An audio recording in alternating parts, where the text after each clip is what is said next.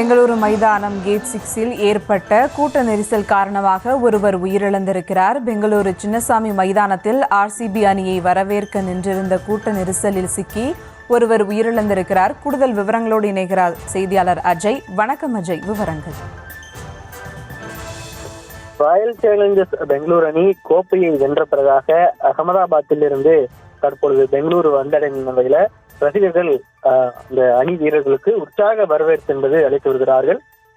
தற்பொழுது அணியினர் தனியார் விடுதியிலிருந்து விதான் சௌதா வளாகத்திற்குள் வந்தடைந்திருக்கிறார்கள். அவருக்கு கர்நாடக அரசின் சார்பில் பல்வேறு வரவேற்புகள் என்பது கொடுக்கப்பட்டு வருகிறது. பூங்கொத்து கொடுத்தும் மாலை அணிவித்தும் அவர்களுக்கு வரவேற்பு கொடுக்கப்பட்டு வருகிறது. நிலையில தான் அந்த விதான் சௌதா அலுவலகத்தை சுற்றிலும் பெங்களூரு முழுவதுமாகவே ரசிகர்களினுடைய கூட்டம் என்பது அலைமோதி காணப்பட்டிருக்கிறது. அந்த கூட்ட நெரிசலில் ஒருவர் சிக்கி பலியாகி இருப்பதாக தகவல்கள் கிடைக்கப்பட்டிருக்கிறது.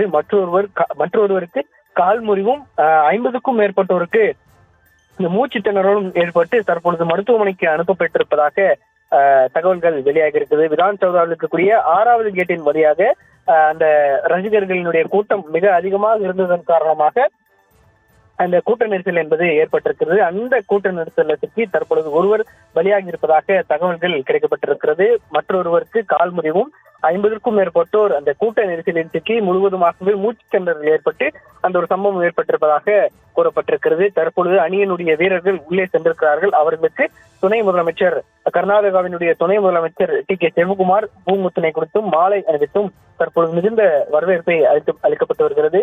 பெங்களூரு நகரம் முழுவதுமாகவே மிகுந்த போக்குவரத்து நெரிசல் ஏற்பட்டிருக்கிறது.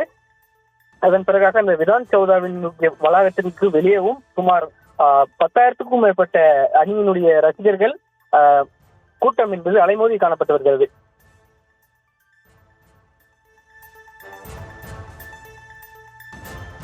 நன்றி அஜய்.